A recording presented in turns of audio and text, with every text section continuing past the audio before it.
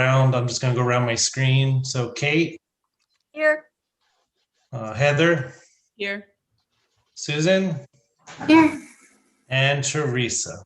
Here. And of course, I'm here too. So, oh, hello, Nancy. We do have approval of minutes from December 2nd. If we can get someone to make a motion to approve. Move to approve.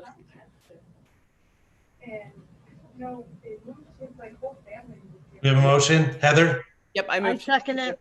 Okay, thank you. Are any questions or changes to the minutes? Okay, hearing none, we'll take that to a vote. Kate, Approved. Heather, Approve. Susan, Approved. Teresa, Approve. and I approve as well. So that's unanimous. Thank you. Approval of voucher.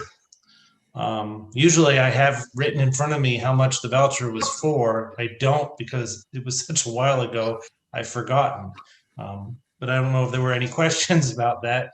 I know that it was signed and completed as it needed to be done. So just an opportunity if there were questions to ask now.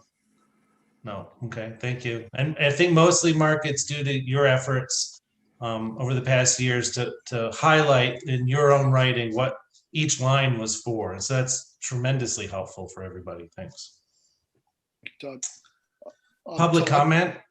Todd, I checked with Selena before the meeting and we had received nothing to date, but obviously if we get anything, we'll provide it to the school committee. And if I may, Todd, we are working on our update, not update, but opportunity for individuals to be able to provide lifetime comment. So we'll have more information here very soon. Great, thank you, Mark. Welcome. So we'll move on to reports and updates, and we'll start. Are you ready, Gloria? I am ready. I apologize. My principal's report's been done forever, and I thought I linked it there. So I have it, and I'll link it on the agenda in just a moment. But I'll share some things with you. We're in the midst right now of a changeover for semester 2. Semester 2 starts on January 26th, which is Tuesday. Teachers are working on their report cards right now, and we are just preparing for our changes. We don't have a lot of changes. We do have some students who are coming back to school from homeschool or from virtual academy. We do have some new students who moved into our school, which is always exciting. But something I have learned is that, boy, any kind of change is hard and takes a lot of planning and preparation and communication to keep up the level of safety and just security that we have had going on at our school. And so we've got plans underway, and our operations team is meeting tomorrow. A couple of the big changes that I can share with you. Our first grade class is moving out of the art room, and they're moving back into a classroom. And that was made possible by combining our second grade group into 2 pods. You know, as we learn more about COVID-19 and the restrictions and guidelines we need to follow, we're able to adapt and adjust to make our programming work. And so Haley Littlefield has resigned as an ed tech at our school. That's a good thing though. She is a student teacher with Becky Jarvis this year. And so she and Ms. Jarvis are with the second graders in a room, and that opened up a space. And so Ms. Cullen and our first graders will be having first grade in actually Ms. Cullen's room that she used to be in. So she's happy to be going back home. And that'll allow art classes to be able to be held to start with. We're starting small with 5-8 because I mentioned before, any change we make is a big change, and we need to make sure that we're okay with our transition protocols and everything. And so we'll be able to have 5-8 art in the art room, which will be a great reprieve for Shannon, who's been doing art on a cart for this year, and is going to open up possibilities for our students. So I'm excited about that.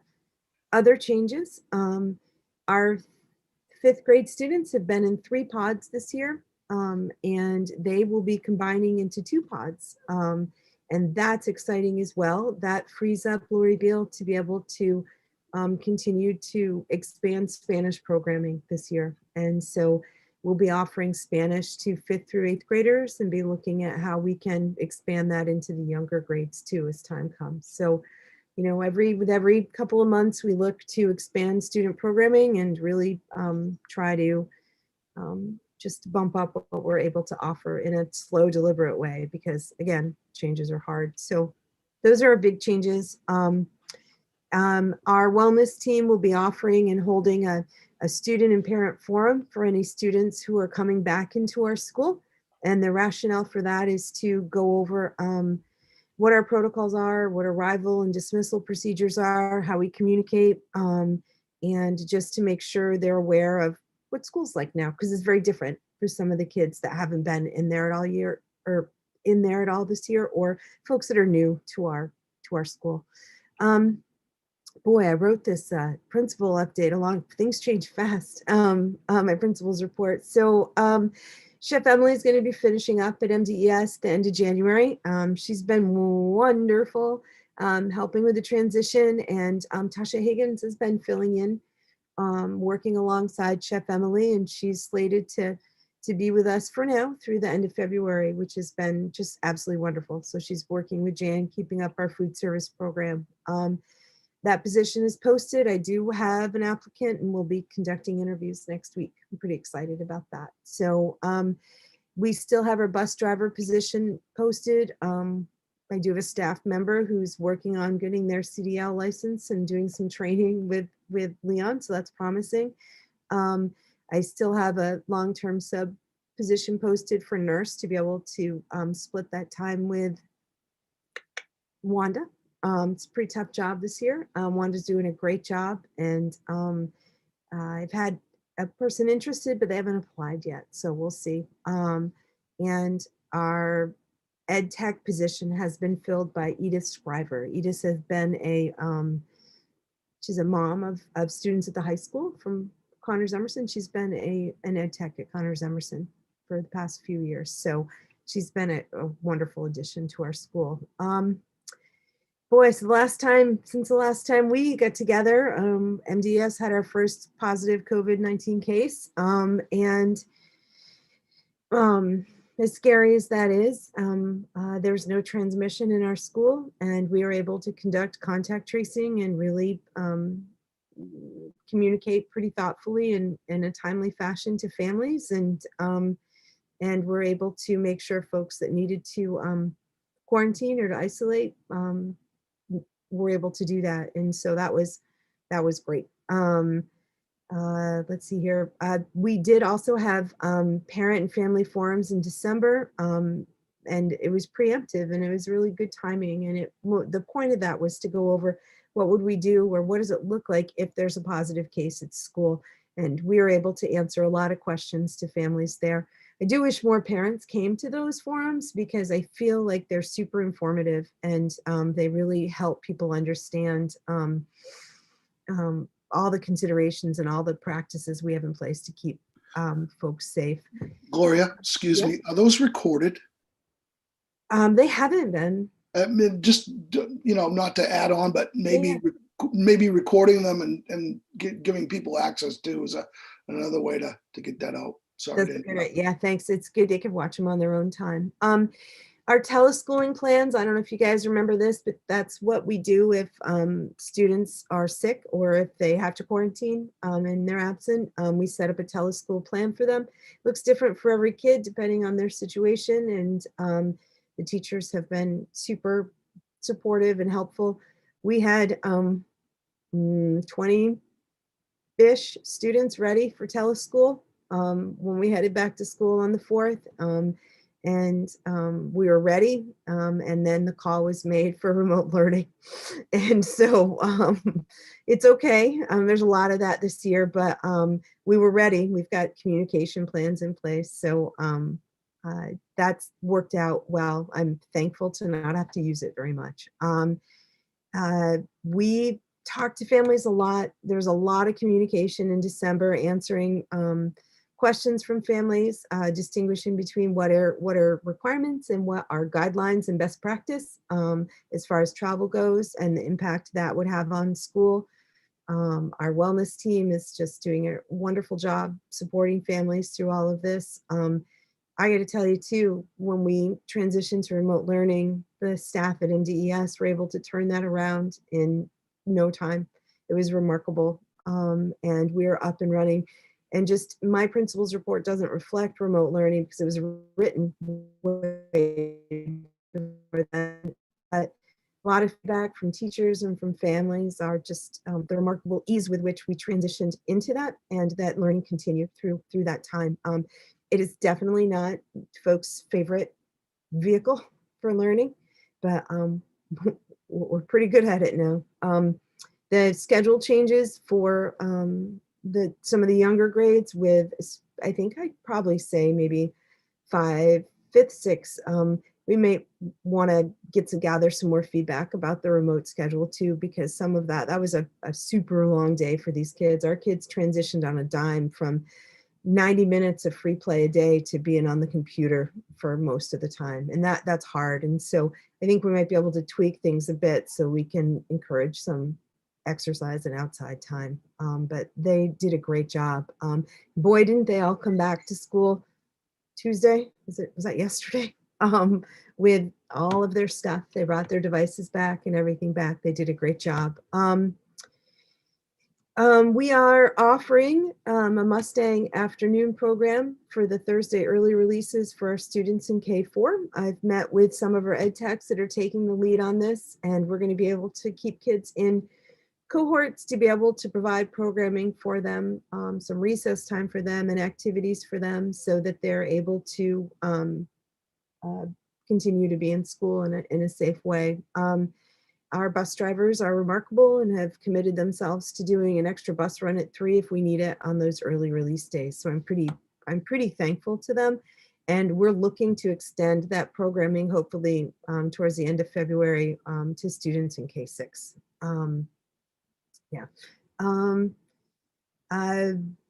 That's about it. I want a couple more things.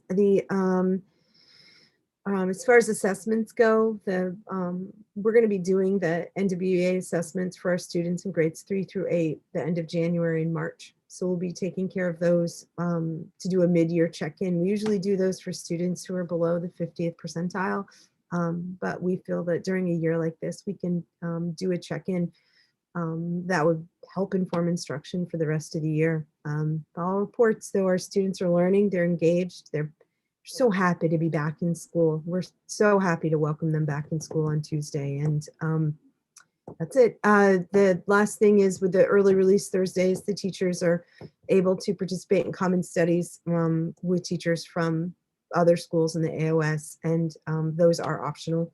And we also do professional collaborations in our school during those times too. So that's all I have right now.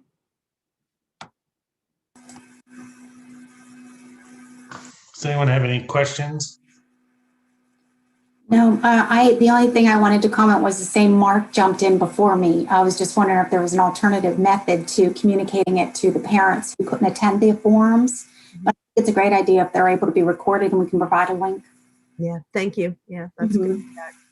Oh, and Sorry about that, Susan. Oh, sorry. Yeah, and that's okay, Mark. It was a good comment. I just had one other question. You mentioned Wanda, filling Wanda's position. Yep. Can you just remind me what her position was? And there's somebody out there I know might be looking. That's great, Susan.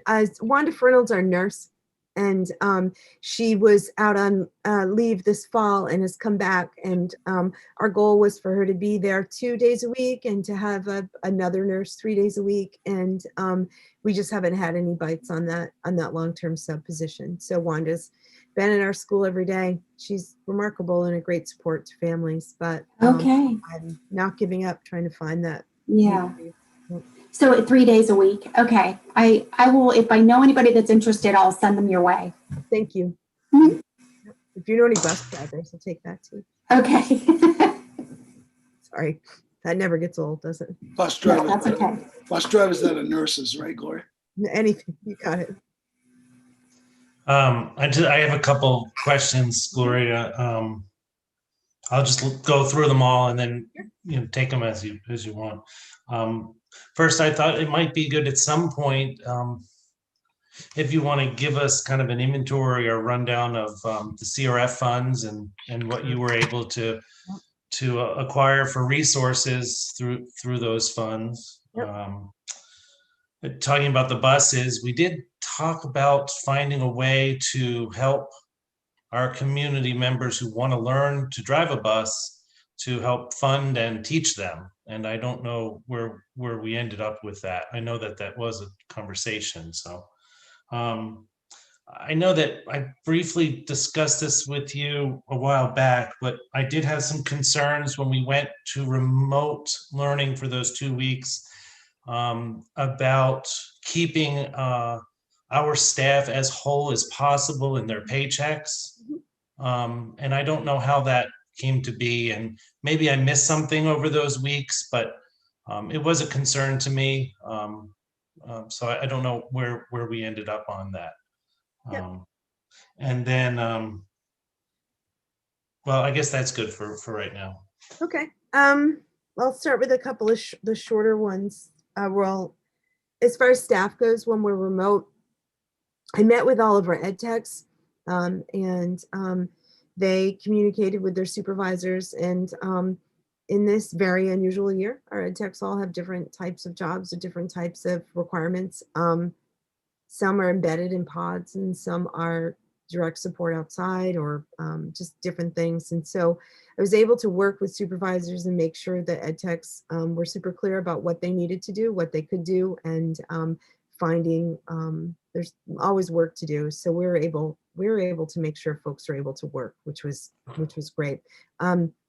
We did, and we were able to bring in some of our more vulnerable special ed students during that remote learning time. And it's a lot of coordinating. They came in for the second week, but it made a big difference for those students and their families. And so, the vans that we purchased through the CRF funds were put to use and able to go out and provide some transportation support to those families so we could get those students in school. And so we're able to keep bus drivers working as well. And with that, so we're learning how to make this work, but that's something that weighs heavy on my mind when we transition to remote, right? It's people's livelihoods, and it's very different than last spring, and so I feel like we did okay. There's always room for improvement, but I can touch base about the CRF. We had 2 rounds of COVID relief funds this year, and there are lots of rules with these, and it was very interesting. All of this. But we were able to purchase materials and do some pretty remarkable things. Our vans that we purchased were a significant chunk of our CRF funds. And the rationale for that was to help some transportation for some of alternative learners or special ed students, but also to bring pods out to the park to snowshoe or cross-country ski or ride bikes. We have purchased those materials too through CRF.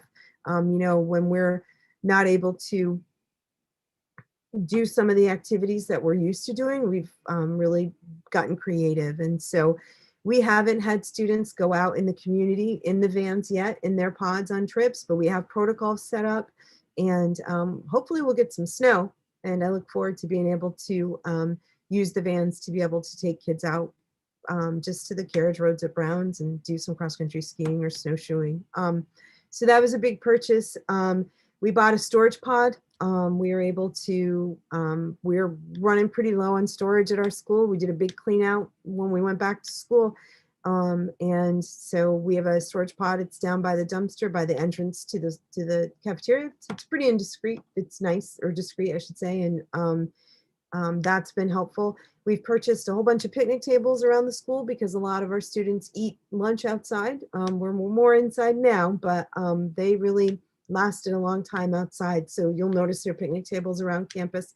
We've also purchased air purifiers. We've purchased supplies for our isolation room in our nurse's office, such as a baby monitor to be able to keep an eye on kids in different spaces. We purchased new, when you go to doctor's office, the beds or the tables you sit on, we purchased those for for the nurse's office and the isolation room. All of our signage for traffic flow, for 6 feet, for PPE, for washing hands, all of that were purchased through CRF. We also, since the 4th grades are in the cafeteria, purchased the heated food transporter and all of the transportation or all of the materials to be able to take our food service program on the road. We installed remote doorbells so that the folks that come to school that need to drop things off, doorbell, there's actually a camera and it's connected to my office staff's cell phones. And so it pops up there. So they're able to communicate with folks outside the school, which is super helpful. We also ordered a whole bunch of PPE. We ordered a lot of cleaning supplies. We ordered alternative seating because our 1st grade students were in the art room where there's higher level tables, and we had just wobbly benches that didn't support their little bodies. And so we were able to do that. We ordered at home learning bags, which we used during our transition to remote learning, filled with art supplies, and also the teachers were able to put learning supplies in those bags as well. That was really helpful. We ordered a lot of carts because our middle school teachers teach on, our students stay in their pods in their classrooms and the teachers rotate between classrooms. And so we have a lot of, our teachers have other supplies on a cart and they move from classroom to classroom. So we ordered a lot of those. We ordered a lot of recess supplies with our playgrounds divided up into zones. The students, some of the play is different this year. And so we've purchased a lot of different activities for the kids to play outside. I don't know if you've heard, but the pogo sticks are a great big hit with our kids. And just a lot of, I don't know, kind of individualized materials outside. The kids really are loving recess, just loving them. We have ordered kayaks, and so we have kayaks out in our storage pod now, and so we look forward to springtime when we can use those. Let's see here. I used some of the CRF funding to provide some staffing support to the virtual academy, which I think is an extension of our school. There was stipends for our operations team members who worked through the summer. That was put in there. We upgraded our bandwidth. The outside hotspots were put in. Let's see here. It's so many things. We upgraded some laptops, ordered Chromebooks. We got a new display unit for one of our educational interpreters to help with remote learning for one of our students that is deaf. We ordered Bluetooth headphones so the students, noise canceling headphones, so that they're tuned into their remote learning. That's made a really big difference. We ordered document cameras that we're going to be able to give to the students to put on their laptops. We also ordered Google Jamboards, which make teaching super interactive. If you were witness to any of the middle school teaching, our teachers have learned so much as far as technology goes. And so that really allowed them to not have to sit in front of the computer like we're doing, but move around and have a camera that makes it feel more like a classroom. Staff have gone to trainings related to COVID with some of this funding. Our Jamboards, cleaning supplies, recess supplies, hand sanitizers, wheelbarrows, just hotspots. That's just, I'm sure that there's so many more. Our vans, all our PPE, a lot of furniture. The forum's a big open space and we're really trying to be creative about learning. So I was able to order 2 really big room dividers that are on wheels. And one of them actually came in broken and they replaced it for us and had us just keep the other one, which Leon was able to fix. And so we have 3 of those. So we're able to use that to create a learning space and privacy to make that space a little smaller, which has been really helpful. We ordered some makerspace kits, put those together for middle school learners for some to keep them engaged for remote learning. some activities, some STEM activities for them. Supplies for the resource room, bumped up the book order for our book room. We're able to send a lot of books home to students, and that's been remarkable. That was super helpful. We also ordered foul weather gear, snow pants, boots, jackets, mittens, all those things that are going to make it possible for kids to be outside all the time. We use the CRF funds to order some instruments, non-singing instruments. And so we have a lot of those that we're looking forward to using, ukuleles and drums and things like that. And staff wellness and craft activities, all sorts of things like that. We just a new washer and dryer. Our washer and dryer are pretty old, and we got some industrial washer and dryer because we use them all the time to wash the masks and things like that. Donated more funding to the virtual academy and other playground equipment. So sorry, that was a long list, but the CRF funding really has made a remarkable impact on the type of programming we can offer for students technology wise, and also the health and wellness of the kids just for recess, and expanded our programming with the vans and looking to move off site, without having bus drivers that can drive for field trips, and having to provide transportation in the middle of the day for the high school. This is better because the teachers can be trained by Leon, insured through the school, and it's optional, but it provides more opportunities. So, phew. If we are getting more COVID relief funds, but Dr. Gauss probably can expand on that, but I know that Wendell went to a air quality webinar training today and really thinking about that type of support for our school, what we need.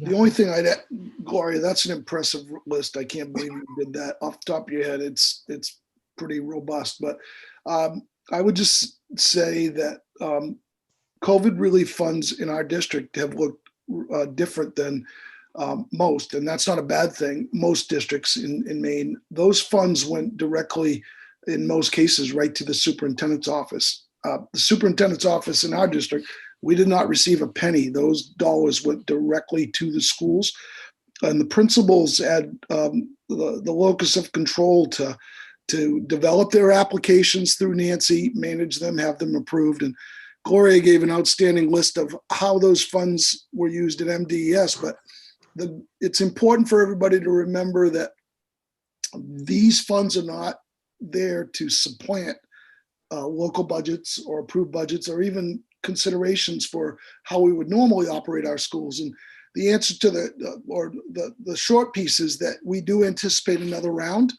And in doing so, I'll be working closely with Nancy and the principals so that we can be strategic across the district. We believe that we've had significant, we know we've had significant focus at the building level, as we should, but I believe there's an opportunity to work strategically to make sure that we avoid redundancies, that we're focusing on things that are really going to make sure we have equity, whether that's air handling systems, supports for teachers, technology. I mean, we'll be talking about some of those things in the budget, but the goal isn't to really direct as much as coordinate. My office still will not, ironically, receive the funds, but we're accountable for them. So that'll be our focus, and I'll present more of that information at the AOS board. But yes, we will be working and continue to provide updates. Happy to take any questions, Gloria or I. Thank you.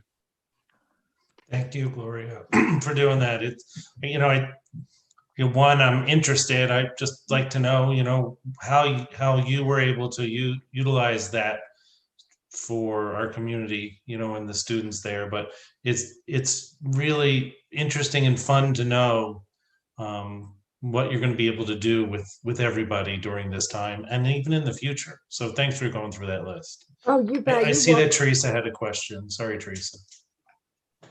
That's okay. Just a question, which probably just common sense, but you said you have snow pants and hats and outdoor gear for the children. Is each child assigned the outfit or whatever they need, or after they're done, they're washed as soon as they take them off? for the next child or for the next time? Just, or, That's I'm a good assuming, question, Teresa. Yeah. I just, because, they always said in the past, don't share hats Yeah. with kids during certain times of the year. And I just didn't know how that would work, especially with the COVID. So I don't know if each child is assigned or if you wash after each use. Yeah, that's a great question. So,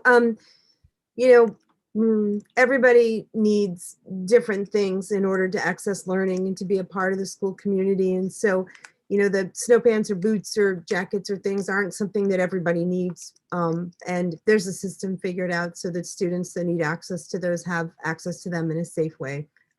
We definitely are mindful of not sharing equipment and gear and clothing, and are super careful to make sure things are washed and taken care of. But there's enough need that that having those supplies for backup for kids that forget things or that aren't prepared makes it so they can go out and play and helps them get on with their day. But yeah, we're careful about that. Thanks. Yeah, you bet. Anyone else? No. And thank you, Gloria. You bet. You had one more question about training bus drivers. Yep. I do know that the staff member who is training with Leon and that is working on their CDL license, we've talked a little bit about putting together a little infographic about the steps you take to get your CDL license. And so we want to put that out to folks just so they can see what it entails and like what the time frame or turnaround is and what we're looking for. I think when I post a position for bus driver, it's off-putting, like it's a big commitment, but we're looking for substitute drivers too. So we're going to work on that. Todd, Okay. I'm sorry, Mark. It's just one sec. I'm glad you're doing that. What caught my attention this week was the story in the paper, I think Bangor Daily, that about SEER bus drivers and what that did for the Bangor school systems. And that really, got the attention of my ear there to figure out how does that play a role for us and some of our schools. Sorry, Mark, go ahead. no, I was just going to add, along with Gloria's efforts, we've done this. We did it last year, but we're going to be rolling out a similar program that we ran last year through adult education, where we can hopefully coordinate this more broadly across the entire region. And I liked what you'd said, Todd. We really need to look at incentivizing this. More, I like the model, whether it's police academy type of model where you sponsor somebody, and if they successfully complete the training, they come on board. So a reimbursement model where the training fee, the licensing, I think we really need to start looking at those types of things for bus drivers and other key positions to incentivize that and make sure that we're attracting good people. There's opportunities here, and so working with them, and also we've had a really good relationship with Down East Transportation. Their peak season tends to be, outside of the shoulder seasons. That's another great resource for us. Hopefully too, Todd, if in the budget process with the operations piece, this is intended to be a focus for that position as well. Thank you. Yep. I agree. The operations position will be very, very beneficial for that. So next under reports and updates, we have second semester status update. Do you have more to add to that, or? I think I included that when I. Okay, that's what I thought. All right. Yeah, the number of folks moving isn't large, but like I said, any kind of change has impacts and ripple effects, and so we're working with that. But I see that these are positive changes. We're going to be able to offer Spanish. We're going to be able to use the art room for an art room.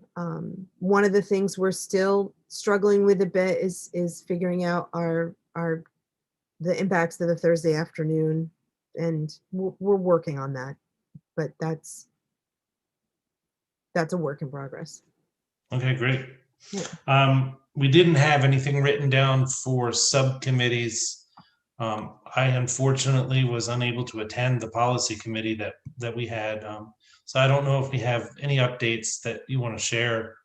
I don't know if Susan or Tree, because I was not there, I wasn't sure. I don't know who was there, so. Teresa or Susan, but I would just say, Todd, we have a meeting scheduled for the 28th on policy. We'll be getting an agenda out, but I don't know if they want to speak to that or if there's any questions. That we do have one scheduled coming up at the end of January.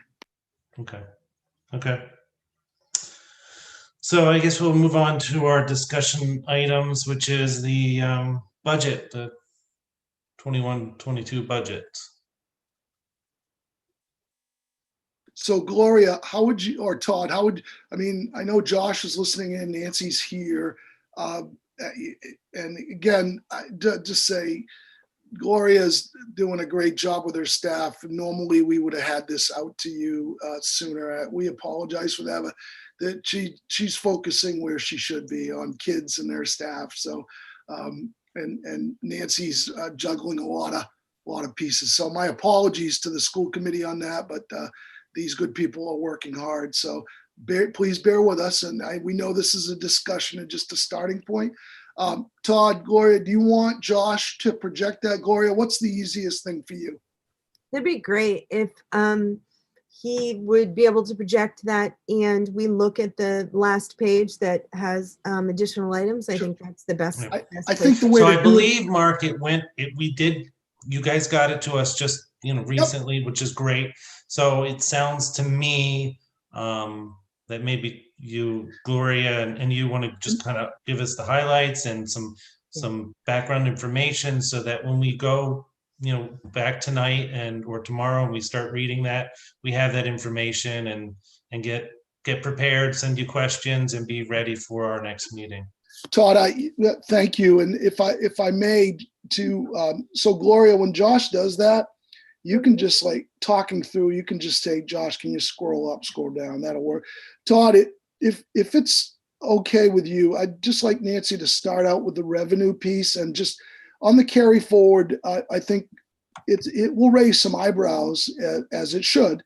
And just the context of why that carry forward is large or larger.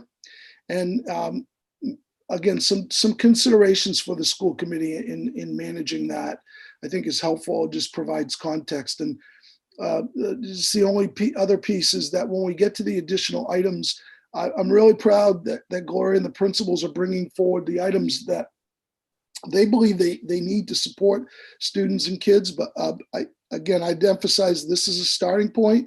And I think there are some pieces that outside of the board's questions that we may want to circle back on some areas, and I can provide additional information later. But with your permission, I'd like Nancy to kind of start off with the revenue piece, if that's okay.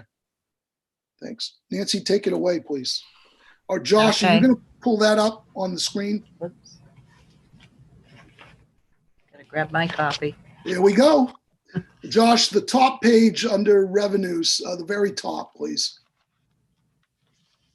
There we go. Thank you. Right. All yours, Nancy. Okay.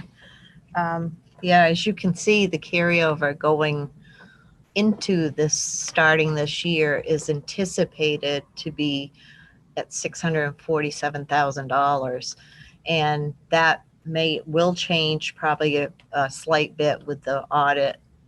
We're not complete on that yet, but mainly it's due to COVID and the fact that some things didn't happen, and also changes in staffing and plans for, say, Blue Cross or whatever, make a difference in there also. So that kind of, plus you also had a carryover before that came in higher than anticipated. So it kind of snowballs a little bit. But as far as the other, and I think the thing is, going into 21-22, what I've done is just in this first draft is to save 150,000 aside to roll into another year for 22, 23 down the road, because we don't want the spikes in the town appropriation. If you use the whole amount that you have available, that wouldn't be a very good fiscally responsible. And down the road, we know that there's going to be coming some cuts in some state subsidies and also grants, which help fund some of the positions in your budget. So it just makes sense to, and we can tweak this as, you know, as you develop the budget, you can, you know, it will go one way or the other for the amount you want to save. But I would recommend that you know, look at saving as much as possible for another year. And also the only other thing basically you have for major income is state subsidy.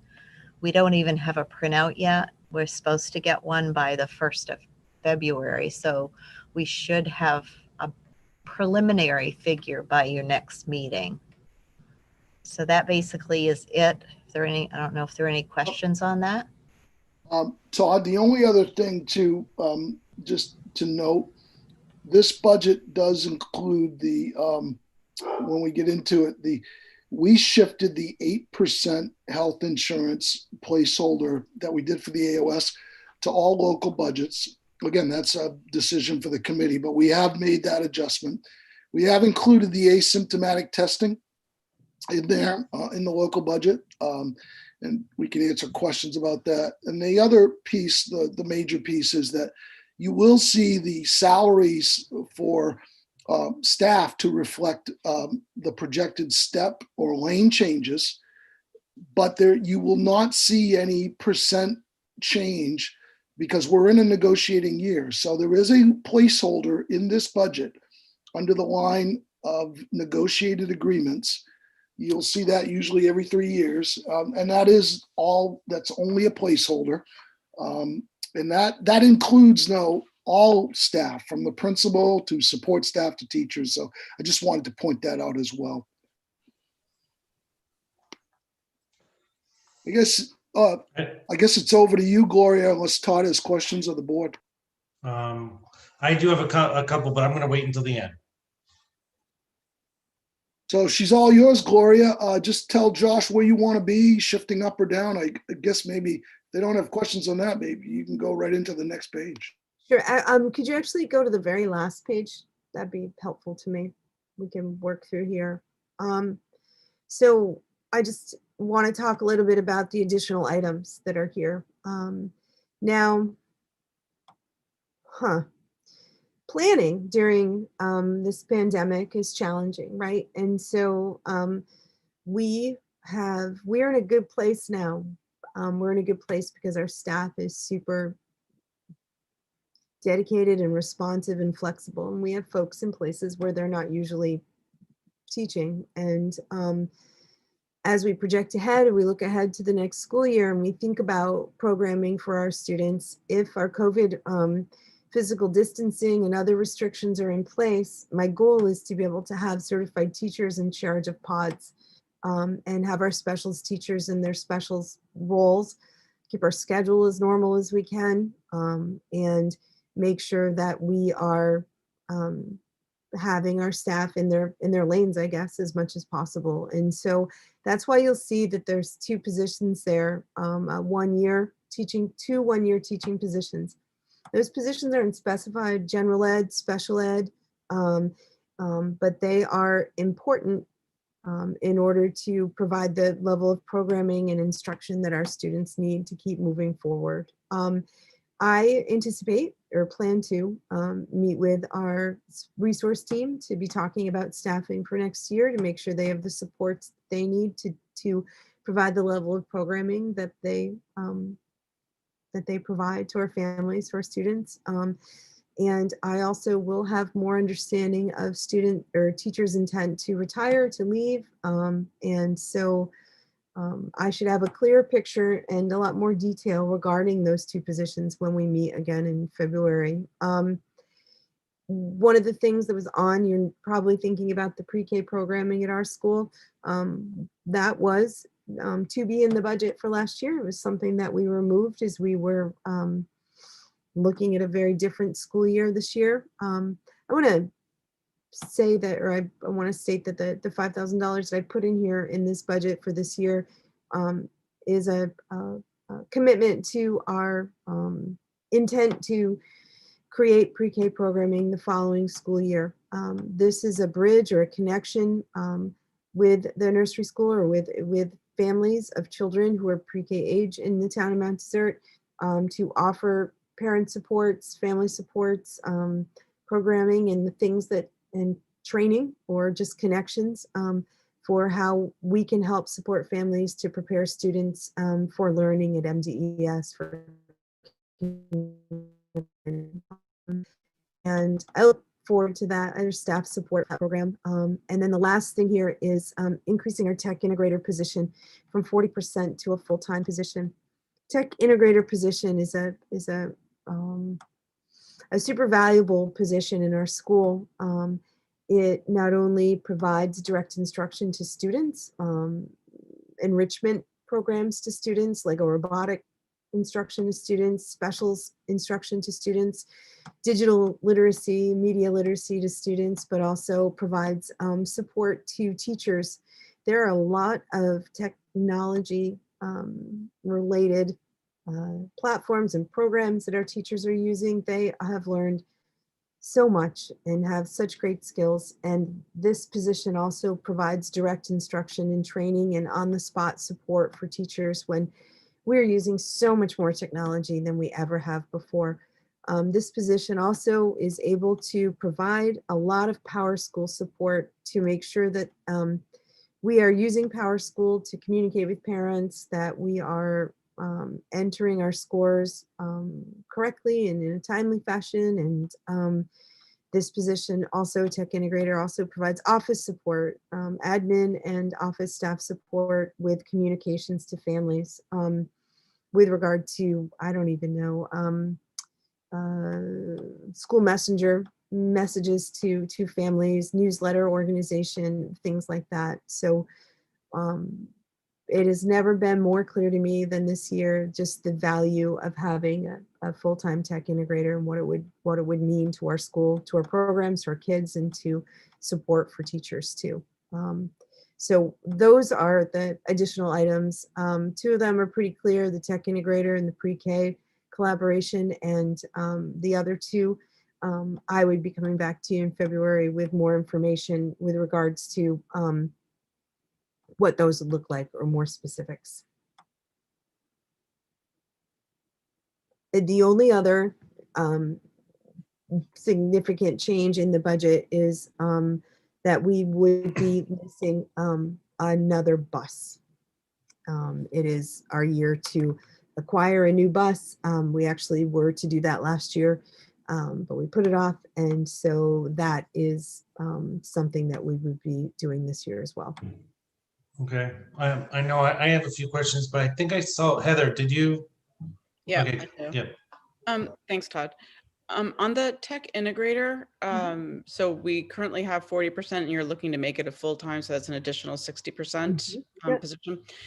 Do you see this position, in, let's just say 2 years from now, not sure, what next year's gonna look like. Do you see it either scaling back down to a 60% because we don't have everything with COVID, or, I'm guessing part of the reason that it's coming in is just because of all the virtual and remote work we've had to do? Well, that's a good question, Heather. And I think I thought a lot about that. And I think a lot about my position too, and focusing on my role as educational leader of the school and teaching and learning. And I see the tech integrator's role whenever a new position or an extension of a position I've presented to you guys, 9 times out of 10, it's been a K-8 position, something that's going to benefit or impact the whole school. The support that I'd get, or the level of support that the teachers would get, and the direct impact it would have with our PowerSchool usage, I see that as something that would continue, and that's something that would make it possible for me to dedicate more of my time to teaching and learning. And so I think it's pretty normal to have a full-time tech integrator in a school. And so I'd see that continuing. Todd, may I just follow up to Heather's question? And again, I'm in complete support of Gloria's request in this instance. I would just like to offer for the schools committee's consideration. This is the third budget that of the 11 that Nancy and I manage, that we've seen a request to increase tech support and tech integration. And I would ask the school committee to consider one of the things we're talking about in terms of structuring is technology. And I do believe completely, to Heather's point, I don't see, given where we're at post-COVID, the needs of technology, teaching and learning going away. And I firmly believe we need to support our teachers and students in a building-based capacity. I do believe it would be very important for us to consider doing that strategically and through the district. And the reason for that is as follows. I look at the work of Julie Meltzer and others and the building principals, and being able to provide curriculum and instruction through a lens where we're doing it in collaboration with all of our schools, I think has led to success. We can provide evidence to support that. Additionally, that's the way we coordinate special education. It's the way, the framework we operate with business. And throughout the nearly 40 years in my career, I've never seen technology delivered in and I'm not saying it's wrong, I just haven't experienced it at a building-based level where it's kind of like how we do transportation, I guess is what I'm trying to say. And I think there's a better way to network it without taking away locus of control of building principles and not having it be supported to meet building-based needs. I guess what I'm suggesting is there's an opportunity here, and I hope through a combination of things, conversations with all of our principals, looking at these, I think it's important that we consider increasing support at the building level. I would hope we can do that strategically, and I think we can do it more cost effectively that way. Thanks for letting me put that out there. Those are comments that I'm sharing with all the boards that are considering these types of positions. Thank you. Does anybody else have any questions before I get to mine? No, okay. So Mark, I want to comment on that actually. You know, I am a strong proponent of an operations person for the AOS. It's a huge benefit. One thing that I guess when we have a conversation and we all have a chance to really think this through, I guess the only thing I would add to that about a tech integrator in each school, in each building, is each building and each individual, I think, is unique in what they know or what they need to know. And I think having a person in that building that's dedicated to that staff is very valuable. I mean, I hear what you were saying. I think there are two parts to that. And I just want to make sure that as we have that conversation, we realize that having someone in the building has a huge value. I agree with you, Todd. The one thing I would say to you though is, and I think, you know, Nancy or Julie could weigh in on this, and certainly, you know, Josh, we're operating a lot of different platforms. Technology purchases are not coordinated through the district. We're not maximizing our opportunity for purchasing power. And moreover, I do agree with you that I didn't mean to suggest that it shouldn't be building based. It should. I think the coordination, just like we do teaching and learning and curriculum and data, that's the framework I'm trying to suggest that we move, not to at all usurp the authority of principals or not provide those direct supports. It's about how we coordinate that. And, you know, I think giving an opportunity to have that conversation at many levels is really important. So thank you. Yeah, I agree 100%. So if I could just go to food services transfer. It's the line. Oh, there it is right there on your screen. So it's in yellow. It says fund balance negative $4,894. Are we really predicting a transfer of 72,000 for this year? Is that what we think? That's what it is for right now. Okay.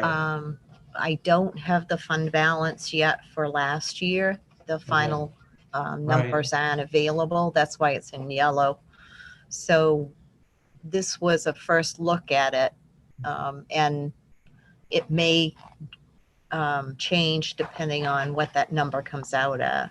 So, yeah, again, I don't know all the details into how that number came to be, but I know that food services is very different this year, and I just didn't know how the funds were flowing this year and how that's really going to turn out there. I know they actually were getting reimbursed at a higher rate, but there are no quote sales really because it's free for the students. Right. Okay. Okay. All right. And that's something we wind up doing every year at the end of the year is that transfer anyway. So, and then can we just go back to the carryover? Can you go over that one more time for me, Nancy? Sure. It's on the first page, Josh. Oh, you got it. Yeah, line 6 of the Excel sheet. Well, Okay. you have PDF. Okay. So basically, that $647,000, it basically, it's your revenues for 2021 minus your expenditure, anticipated, or I should say 1920, sorry. 1920 actual revenues that you received minus the actual expenditures. And it comes out to the 647,000, which is still unaudited figure. So that that will probably change a minor amount. But basically it, a lot of like COVID related things either like didn't happen or there were many changes that there were things that weren't probably purchased or, we were trying to be conservative also on our expenditures because we didn't know what was coming down the road. So all the schools really are having the same situation with a high carryover. And in order to preserve your carryover and not have cliffs or, spikes in the town appropriation, that's the reasoning for saving, kind of not using all of your carryover towards the town appropriation for next year. Okay. And I guess that's where I was going to get to and that's why I just wanted to go over one more time. Is this unique to us? And it sounds like it is not unique to us. It isn't. Okay. And it's in various numbers, some are higher, some are lower, as far as what they are able to save depending on, we're all just starting the budget process here. So it will probably change as we go along also. Okay. Okay. And then I guess, Gloria, the only other thing I have is that I'm all for the additional items that you have there, and I'm sure we'll have more discussion on that in February, but it does make a lot of sense to me as we go into next year. We heard from Julie at one of our meetings and some of the finding that she had during this time and some of our students, particularly in math. And then if we are having still some irregular in-person learning, it seems like this will be very helpful for you. And I want to mention that I am also in favor of making sure that you have time to do what you need to do as principal. And hopefully an operations person who comes on board will help alleviate some of the other work that you find yourself having to do, that takes you away from being the principal that we need there in the building. Thanks, Todd. I appreciate So does anyone else have any questions or comments? I just have one for clarification on the additional teacher needs. I guess maybe you said this and I might have missed it, and if I did, I'm sorry. Just what were the additional teacher needs? Do you know where? Yeah. Well, if you're asking a grade level specific as far as what those will be for next year, I don't necessarily have that answer for you, but I can give you an example for this year. Usually our decisions about how we do programming, the last thing we take into consideration, it's not even a consideration, is the size of our rooms, really. And this year with COVID-19, that dictated, our square footage dictated how we could fit in the building and how. And so our 4th grade is learning in the cafeteria. And so there's a big example. Mrs. Sharp, Karen Sharp, has been a special education teacher at our school, and graciously and thoughtfully and with great grace has transitioned into a 4th grade teacher. And so that class is 20 students. They have a big space and they have 2 licensed teachers. She's dual certified. Dual certified teachers are awesome. So she's special ed and general ed, but she's a general ed teacher now. And so that was a big change. Our 5th grade is, I think, 17 students in it. Don't quote me. And so according to the size of the room, the size of the rooms that we had, and the potential for other students to come in, it was hard in August when we made these pods, knowing who we were going to settle on. They ended up in 3 pods. And so we needed 3 adults with them. And so we have an ed tech with 1, our Spanish teacher with 1 pod, and Joelle Ruddy's the lead teacher, a 5th grade teacher. And so we were able to combine those into 2 pods. But you know, I have an ed tech in charge of a pod, and it's a teaching position, and she's teaching. And so those are the types of situations that I'm really being thoughtful about. Same with kindergarten. There are kindergartens in 2 separate rooms for space issues, and that's best practice. And so I have Jackie Wheaton's our lead teacher in kindergarten, and Lauren White, who is a remarkable ed tech, is with the other pod. And they do things together, but she's essentially in charge of a pod. So it's those types of situations that I'm talking about. And I don't know what we're looking at for next year as far as what our requirements are going to be, but I feel it's important to be prepared for those situations and to be putting the right, folks with the qualifications in those spots. And our music teachers, she's teaching 6th grade, and she's awesome, and she's doing a great job, and is really, everyone is just remarkable. But it'd be great to have music next year. And so those are the things I'm thinking about. Does that answer your question? Yeah, it does. Thank you. I appreciate it. But one thing I guess I just would like to keep in mind is there going to be an impact? Is the impact, I guess, post-COVID going to change that need in some way?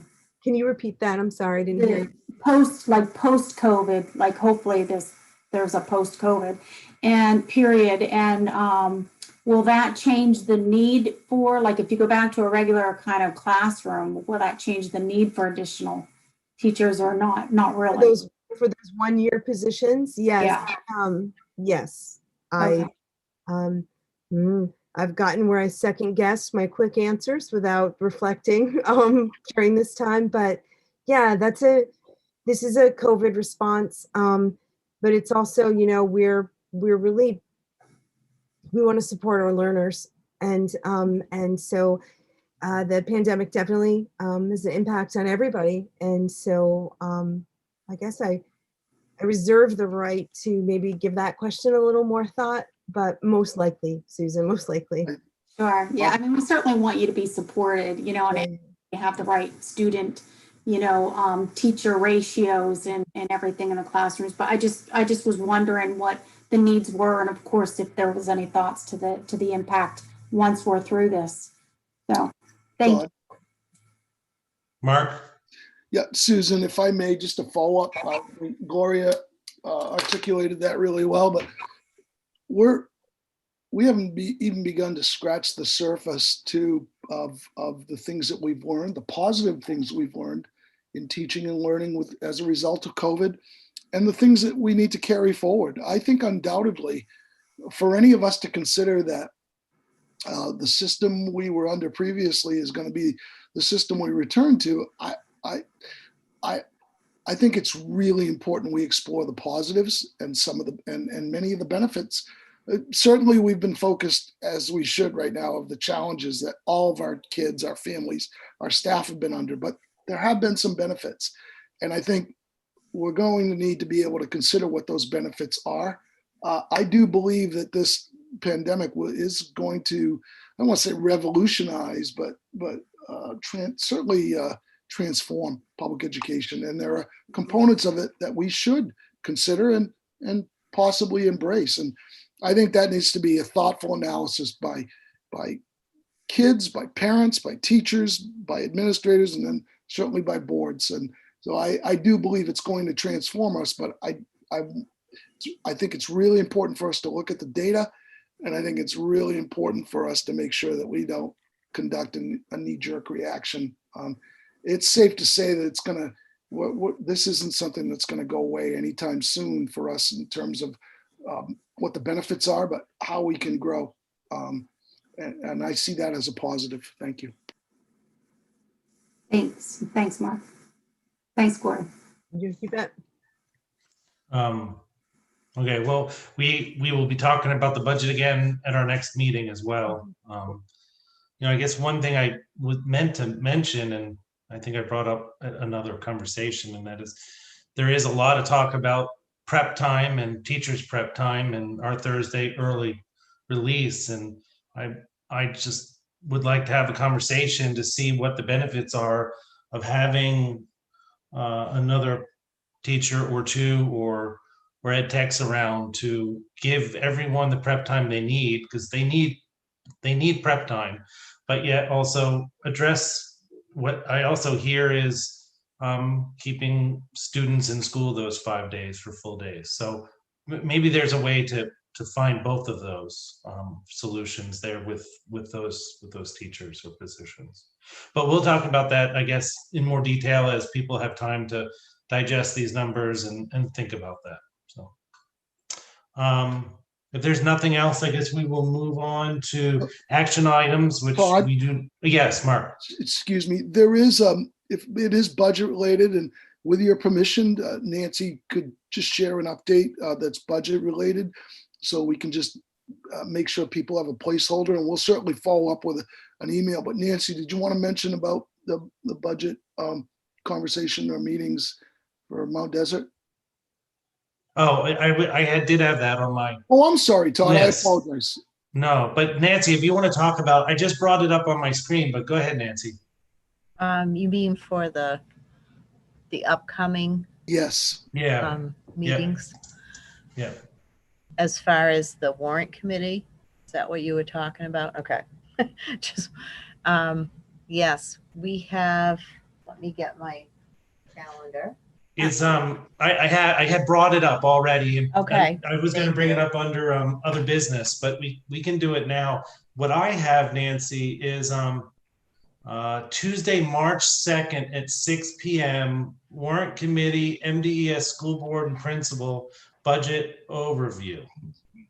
Yes, that's at like 6 o'clock. 6 o'clock. And then there is also Tuesday, March 16th at 6 p.m. All department heads, school board, and superintendent.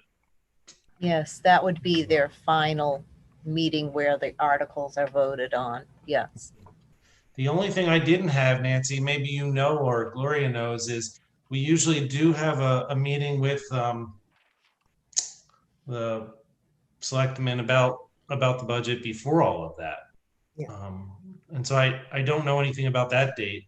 Sorry to steal your thunder there, but No. I just happen to have that all pulled up. So Actually, I don't have that. Oh, wait a minute. No, I don't have that on there. I know they were talking about a couple of dates. So I will follow up on that and let everybody know. Okay. Um, So Todd, can you- Susan, so what usually happens is that, go to the selectmen, present the budget, see if they have any questions. Then the warrant committee do the same thing with the warrant committee, see if there are questions, and after that presentation, and then at the very end, the same idea, see kind of a conclusion to all that process. And so all those dates, we'll get all those dates and times out to you so that you can attend if you're free. Is there Okay. anything I should add to that, Mark or Heather or Nancy or Gloria? No, I think No? that's Todd. I think that's great. We wanted to put it on people's radar. And the other thing, it's not, I guess I'll put it out there. Appreciate the work that Nancy's doing with the town managers. We're working hard. We're planning for us to be doing what we're doing into the spring. And so we're working to plan town meetings now. And what we're trying to do is build this on the success of last year. And there's a lot of resources that get mustered by towns to hold these meetings outside or externally. And we think there's an opportunity for towns to network together.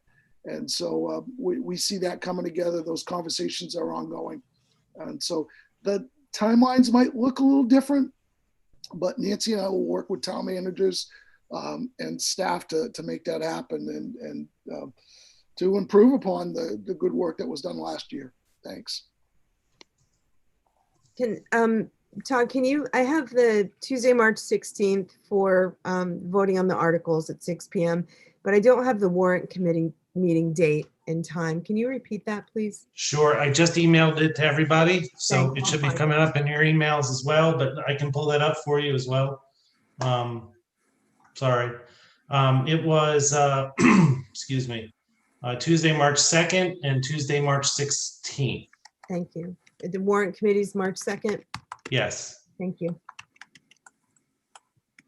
And if I'm wrong, please let me know, but I've never been the one that contacted the selectmen and set up that date. If I need to, just let me know. I'll just check in with the town and see if they've, because usually they'll contact us to make sure our schedules are free on that. Okay. Okay, that's that. So we were talking about action items, which we have 0. Other business, I think we just covered that. The only other thing I have for other business, just as a reminder, for voting for February, March, April, and let's just include May in this for now. We can always revisit later.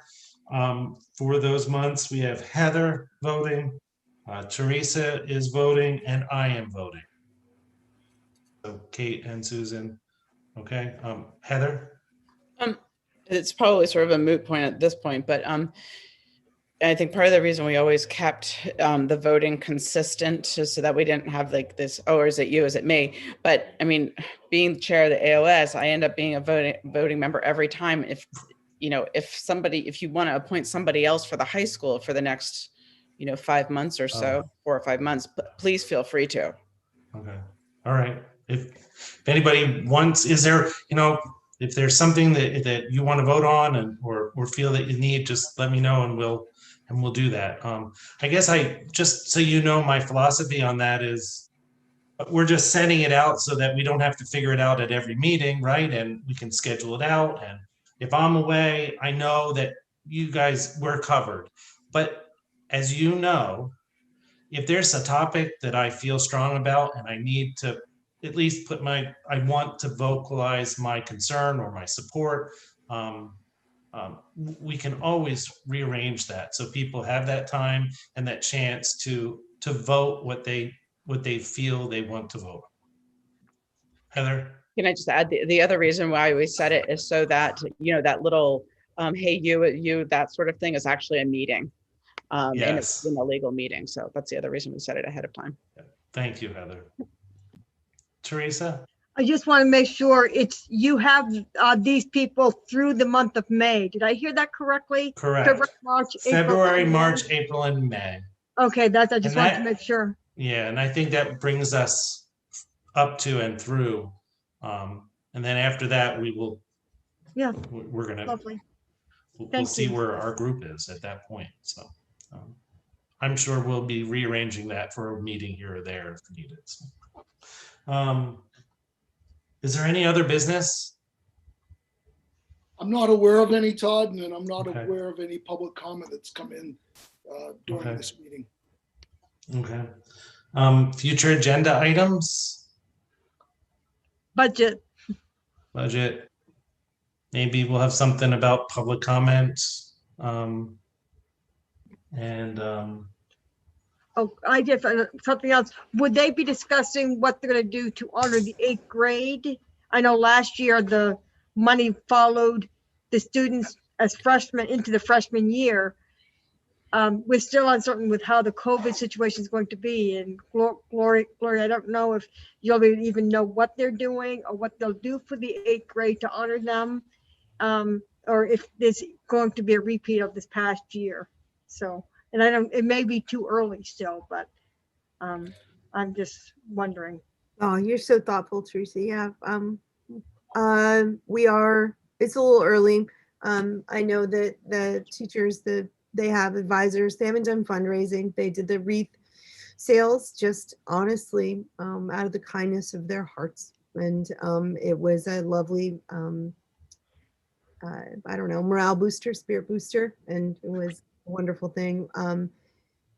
But we'll make sure we take good care of them. And I'll make sure I share those plans with you guys. I'll meet with their advisors. Carrie, Taylor, and Sarah have been working with the 8th grade, and they were just talking about the class photo. They always take a sweet class photo somewhere in Northeast Harbor every year, and we're wondering how to do that. So I saw an email floating around about that today. So I'll make sure to keep you posted on that. Would you like me to add that to future agenda items?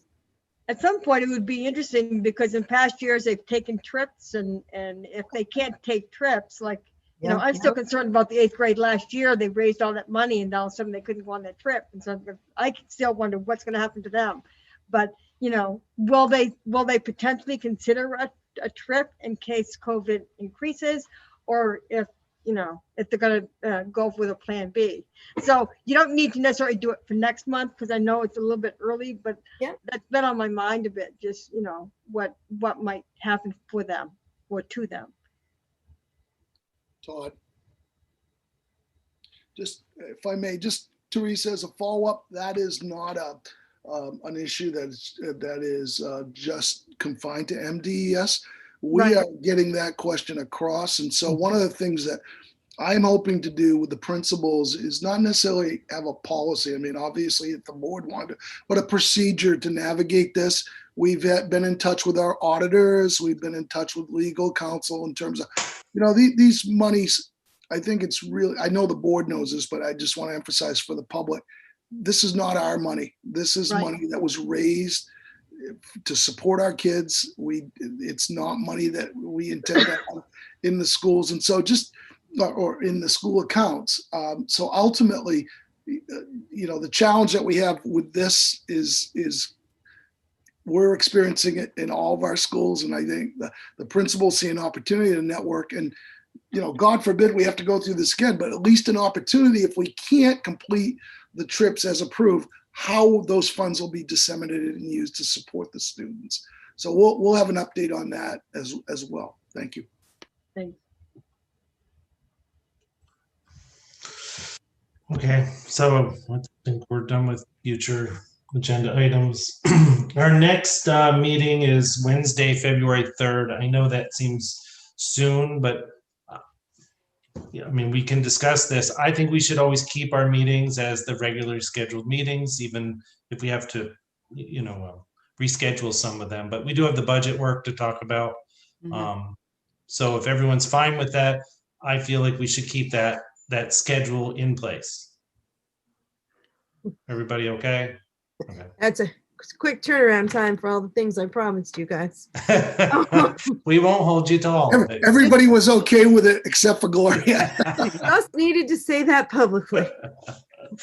Uh, Okay. I know, I get it. We all understand.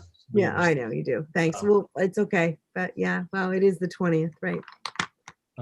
So, again, the budget, I know Nancy, and if we get to that Monday, or if we have to, we will. But for now, let's just keep that on the calendar. Okay. So I guess that's all I have, unless anyone else has anything else to add. Nope, that's our agenda for this evening. Move to Okay. adjourn? Please, second. Okay. Do we have to take a vote on that? With Oh.